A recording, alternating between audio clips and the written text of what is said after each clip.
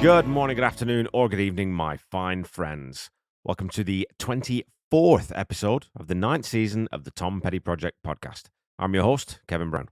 This is the weekly podcast that digs into the entire Tom Petty catalogue, song by song, album by album, and includes conversations with musicians, fans, and people connected with Tom along the way.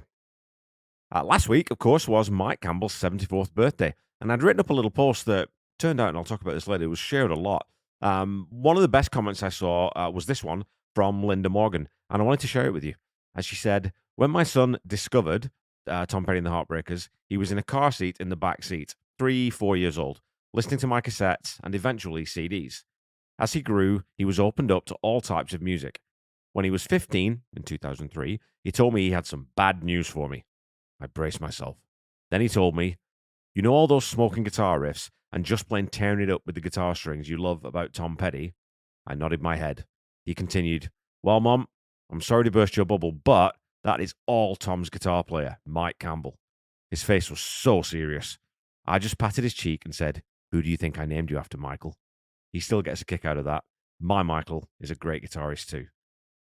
What a lovely story here. That connection between family members. I have strong connections with my daughter over some music, and it's great that sort of that music does that with families. Now, I started writing this episode earlier in the week, and since then, that post about Mike Campbell, the birthday post, kind of blew up a little bit. And so far, it's been shared over 400 times, and it's reached over 300,000 people, which is insane.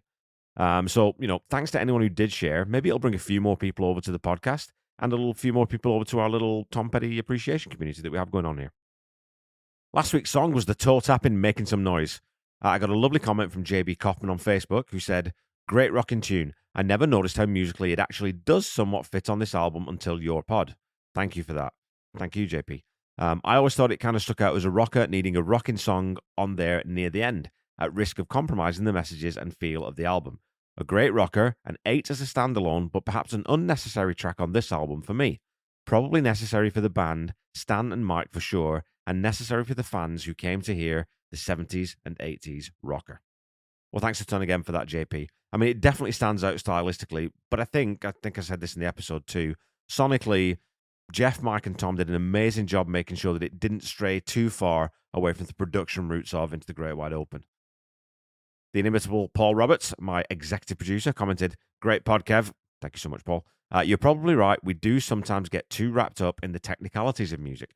Music is about feel, and this one makes me feel good. A great rockabilly tune. Remember, Jeff Lynne has history with rock and roll. ELO famously covered Roll Over Beethoven, and it has been their encore tune for years. A top track, and in my honest opinion, Tom should have ditched the fade out and made it the album closer. And then he rates the song an 8.5. And I think there's some merit to Paul's argument that Making Some Noise could have been the album closer. And I commented that I would love to hear an actual ending for the song rather than the fade out. But the song we're talking about today, Built to Last, is also just tailor-made to finish out an album. And Tom often liked to close his records with a slower tempo track to lead you out gently. And I'm sure that'll come up when I talk to John Paulson for the album wrap later this week. Also, Paul, yes, I'm very familiar with the ELO. I'm very familiar with their cover of Roll Over Beethoven. And I'm very familiar with the Beatles version, which I'm sure Jeff Lynne modeled his version on, to a large degree. A big thanks to Keith Austin, who very kindly said, excellent track, podcast ain't bad either. And look, I'm always really thankful to anyone who listens, and especially those people who chat to me online about Tom's music or just music in general. Thanks also to Jill Lucas, who posted, look at me, mama, I'm making some noise. One of my absolute faves. Brilliant podcast, as usual. Thanks so much, Jill. And thanks also to Paul Taylor, who said that the artwork for the Tom Petty Project is amazing. I think I've talked about that a little on the pod before. Most of the artwork you see, other than the old logo and anytime I'm using photos, that's being generated by AI, by this program called Midjourney. If I win the lottery anytime soon, I'll be able to pay an artist to actually do up different ideas for me. But AI is a very cost-effective way of playing with some concepts if you don't sort of generate revenue from your podcast, which I don't. Over on Instagram, the awesome Russell Mark of The Next Source, who was very recently a guest on the show, made a really nice reference to me talking about how rock and roll infects you and moves you, commenting, they love it like you love Jesus. It does the same thing to their soul. Well, we're not at that album yet, but I can't wait to cover that song. It's one of my very favorites. Still on Instagram, the band Pharmacist said, this is the ultimate track, right? It just rocks. Those lyrics, that Mike Campbell work, it's all there. And that's a comment you can make about so many songs in this catalogue. But like pretty much every other track, somewhere there's a person for whom it's, top of the tree or one of their top 5 songs. So that connection, is it the ultimate track? Yeah, for someone it definitely is. At Couples Rob posted a track I never delved into deeply enough. That I had an amplifier 2 line. Fantastic. Also, thanks for the live show links I've never seen before. They always lead down a great rabbit hole. Never saw the Second City show beginning to end. Amazing. And I can't tell you how many times I've been up late recording and editing because I've ended up down, live performance rabbit holes myself. But hey, look, that's the part of the pleasure of doing this podcast. It's part of the pleasure of listening to music, isn't it? As a quick last note, don't forget to go and pre-save the outstanding Matt Jaffe's first single, Twilight of Our Prime, from his upcoming new album. I can't wait to hear what direction Matt has taken with this one, and the title alone sounds like it's going to be a very interesting track. And of course, Matt was another fantastic guest that we had on that I had on this season. Really enjoyed talking to him. I've really got into his music. Go check him out. But anyway, that's enough of me jabbering on about social media. Let's get into some petty talk. This week, we're wrapping up the 9th album in the catalogue already as we discuss Built to Last. As always, there's a link in the episode notes so that you can go and listen to the track ahead of listening to the episode, as I don't include the song or full clips of the song in the episode itself due to potential licensing or legal complications, and to be respectful of Tom's estate and their intellectual property.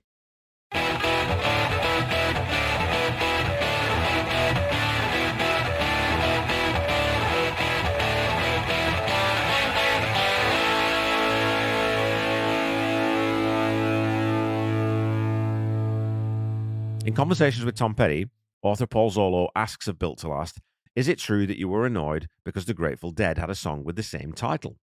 Tom responds, yeah, that happens sometimes. You look up and you think you've come up with something and you realize somebody else has done it first. You try not to let it bug you. What bugs you the most is when you write something and you realize it's somebody else's song. That'll happen to me 2 times a month. I'll be working with something and then realize I'm channeling this melody from somewhere else, and then I have to abandon the idea. But there's only so many words and so many notes, so sometimes you do cross somebody else's territory. And when Paul asks, have you found that as the years have gone by, you're better at knowing when you're using somebody else's melody? To which Tom responds, yeah. And when that happens, I just have to throw it away. Paul presses him and asks, throw it away or change it? To which Tom concludes, well, I just usually pitch it and start over. Because if I change a note or two, it's still going to be in my head that it's that other song. And I love that purity of the creative spark that Tom clung to. When you listen to a lot of modern popular music, you can hear straight lifts from different songs and, of course, sampling and downright inclusion of other people's music, which is commonplace today. But Tom clearly always strove to be original and authentic in bringing a new idea to the table, and I love that about him. Tom also mentions that this song was the only one from the album that was written while they were at the studio and was difficult to get right, with Tom finally ruminating that, I don't know if I really like that one. The track was played 25 times during the album tour in 1991, and lending some credence to Paul Roberts' assertion about, it could have closed the album, Built to Last was always used as the second last song before the show closed with Making Some Noise. The song opens with those mood-defining floor toms and reverb-drenched hand claps. And I'd be curious to learn if they're hand claps, if they're real or synth or a drum machine. There's a huge delay on them that creates that crazy echo, so it's harder to tell what it actually is. It could easily have been a really snappy snare drum too, with all those effects plastered on it. It's so heavily processed that I just can't quite discern exactly what it is. And that floor tom, for that matter, could also be a timpani. It sounds so deep and resonant that you'd almost have to be John Bonham-sized floor tom level to be able to create that sort of amount of boom. Now, over the top of that tom snap beat, we have the bass guitar picking out that main progression. Now, I'm not 100% sure if it's Howie Epstein playing bass on this one, though. Howie, Mike, and Jeff Lynne are all credited with playing bass on this album. And to my ear, this one sounds like it might be Jeff Lynne. Jeff Lynne is also credited with percussion on the album, and as the song was written in the studio, credited to Tom and Jeff, I have a sneaking suspicion that it might only be Tom, Mike, and Jeff playing on this one. Maybe it was after the main session had finished and they were sat around the mixing desk. Tom does tell Paul Zolo that this was the last song finished, so maybe because Tom couldn't find the right beat for the song initially, it ended up coming to life during the mixing of some other track while they were just having downtime. Maybe this was also done in Mike Campbell's garage during a late night session or something. It does have that feel to it. We know that some of the recording on the album did happen back at the scene of the Full Moon Fever crime, so that's my speculation. This one was put together by the Three Musketeers when everyone else had gone home. The other reason I think this might be the case is that during the chorus on the harmonies, I'd be willing to bet that that's Jeff Lynne's voice singing the lower register notes. And I think Howie maybe and Tom are singing the higher register notes in the second half of the choruses. So maybe Howie was brought back in just to overdub some vocals, but I don't think it's the rest of the band playing on this song.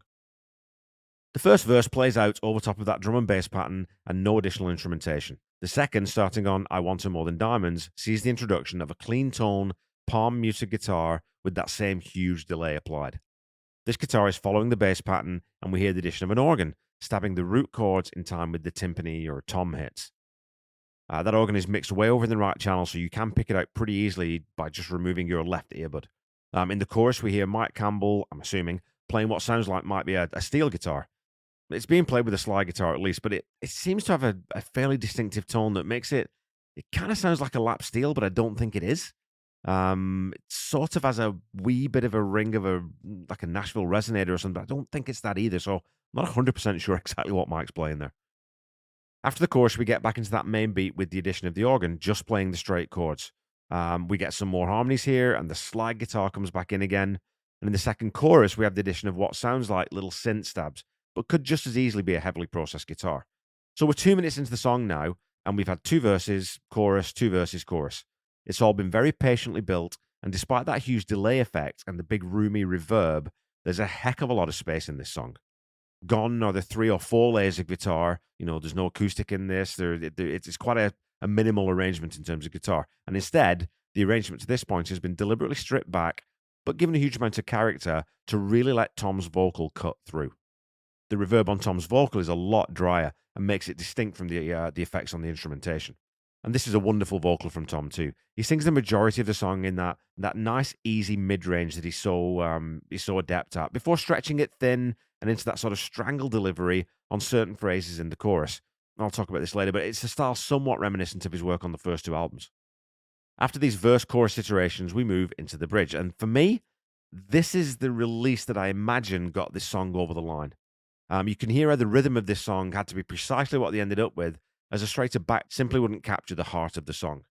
The bridge here changes to a major 5th, G in this case, alternating with F, as the vocal O's croon softly in the background. There are some really nice textures from 2 different guitars and what sounds like a synth again playing those sort of arpeggiated chords at double time in the left channel. We have a nice little 9th bar added into this section before we move back into the verse progression and a simply beautiful guitar solo from Mike Campbell. So again, I think a moment like this in the song can really elevate it and sort of get you out of that rut where you're just not too sure how you're gonna craft this thing and get it over the line as a complete track. Into that solo, Mike's playing that slide with a ton of flange and phase. There's delay on there, and there's a wah-wah pedal he's using to boot.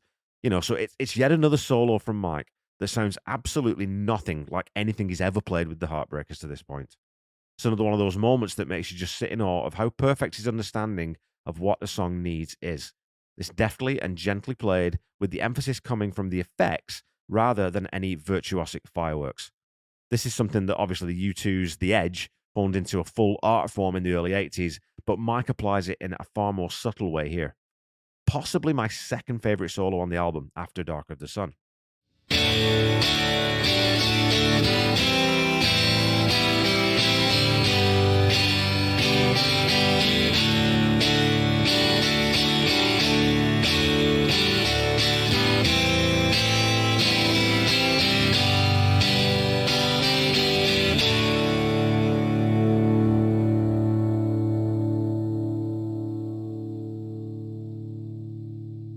Okay, folks, time for your weekly petty trivia.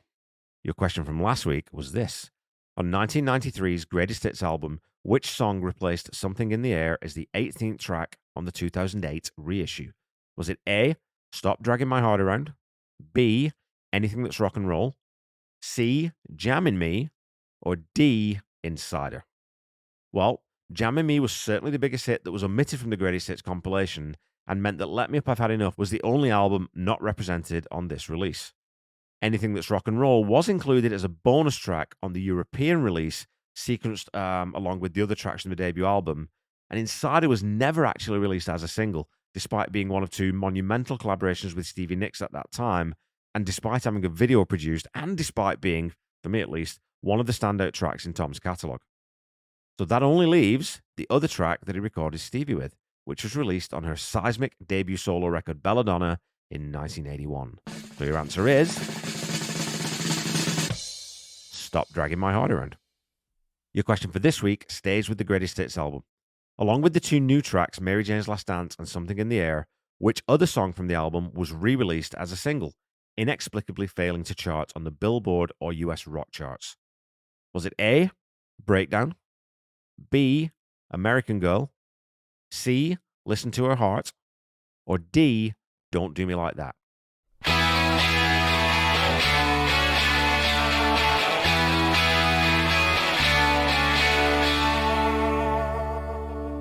Okay, back to the song. The solo moves immediately back into the next verse, with the last note of Mike's guitar bleeding over into this next A section.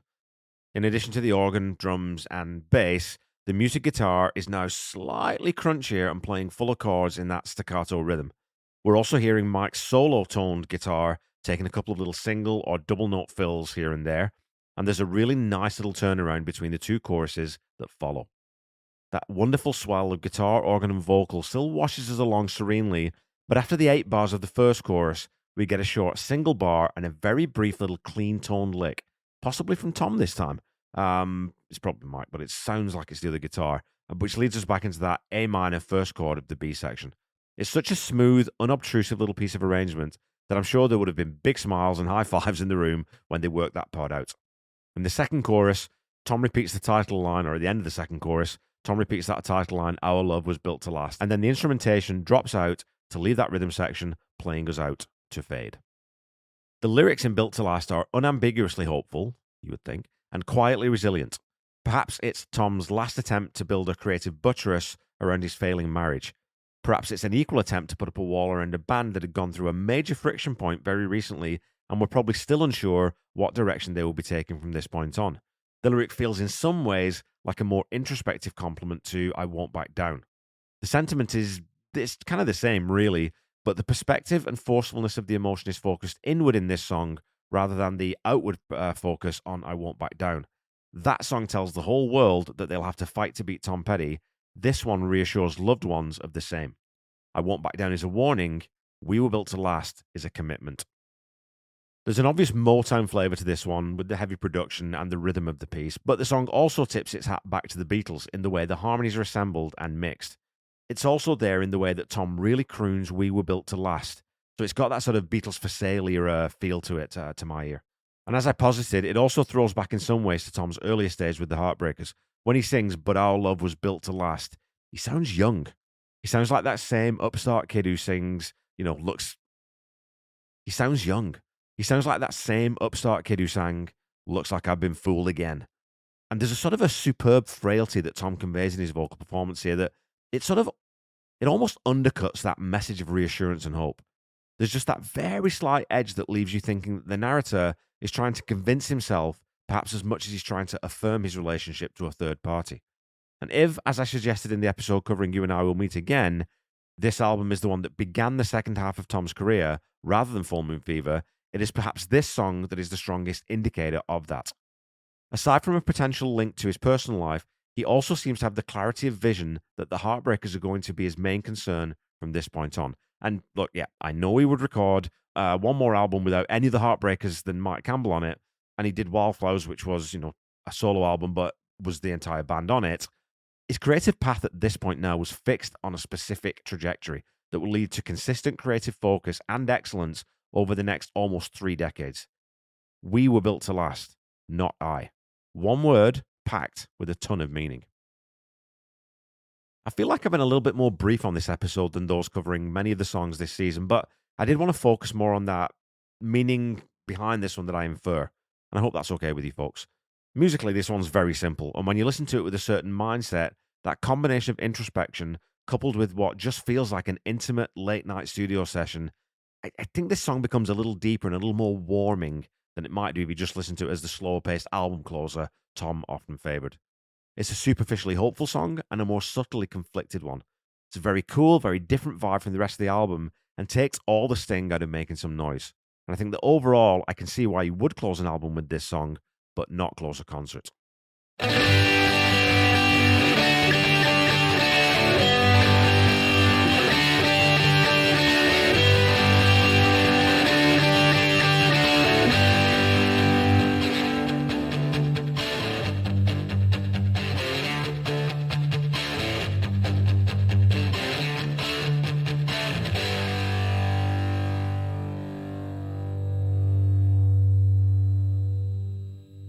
Okay, Pettyheads, that's it for this week. Whether or not Built to Last or Making Some Noise should have closed this album, I think the way it reverts back to its opening refrain and fades out makes it perfect for this album as a piece. It drifts off into the distance, into the unknown, into the great wide open. Last week, I made the argument that Making Some Noise somehow feels like part of the album, despite being rhythmically and tonally quite removed from most of the rest of the songs. And I would say the same thing about this track, to a slightly lesser extent. This one feels deliberately less molded into the template in order to ensure that the listener knows that Tom isn't done exploring himself musically just yet.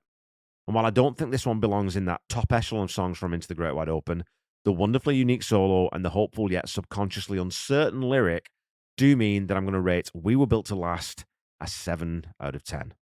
And Lisa Pennington, I hope you guessed that one right. The Tom Petty Project is a proud member of the Deep Dive Podcast Network. Go check us out on Twitter at DeepDivePodNet. You know, I always say this, there will be something there that you like. You can also check out my other podcast, Seaside Pod Review, a Queen podcast that I do with my best friend Randy Woods, who performs all the music you hear in this podcast, as well as the Ultimate Catalog Clash that I co-host with the hardest working man in podcasting, Corey Morissette. This season, we're covering Metallica, and we're almost done. You should also check out this fantastic podcast. This is Eric Senich, host of Booked on Rock. Join me for deep dive discussions of the greatest stories in rock history from the authors who've written all about them. Ed Van Halen, one of the world's greatest guitarists. He ended on a great note, just like one of his solos. And those who were there when they happened. I'm fishing and I'm hearing Sweet Home, Alabama, 6 miles to where I'm fishing. Find Booked on Rock wherever you listen to your favorite podcasts, or just go to bookedonrock.com. Yeah, Eric Sanich, man, such a brain, such a great articulate guy, fantastic interviewer. Had some great guests on there, including some of the people that I've also talked to. So go check out Eric. It's a great podcast. Don't forget to follow me on Facebook, Instagram, Threads, and YouTube at The Tom Petty Project, and on Twitter at Tom Petty Project. Go follow, like, subscribe, do all those things. Go to Spotify and leave a rating, do all that kind of stuff. And more importantly, keep talking to me on social media and keep sharing things because we get the word out that way. I'll keep reading your comments out on the show as long as you keep posting them. And as a weekly reminder, the Tom Petty Project is not affiliated with the Tom Petty Estate in any way. If you're looking for Tom's music, please visit official streaming platforms or go to your local independent record seller. Grab some physical media. It's a great thing to spend your money on. If you're looking for official merchandise, go to tompetty.com. And if you're looking for merchandise for this show, please go to tompettyproject.com. Don't forget to check out the Tom Petty Nation and Tom Petty Fans Forever groups on Facebook. Also go check out Tom Petty Radio on SiriusXM. Great station, tons and tons of Tom Petty content, obviously. Until we meet again next week, keep listening to and sharing Tom's music. Try to be kind. Try to say I love you to someone at least once a day. Stay safe and healthy, and I'll be back with you next week to wrap up Into the Great Wide Open with my friend and season-end co-host, John Paulson. Bye-bye.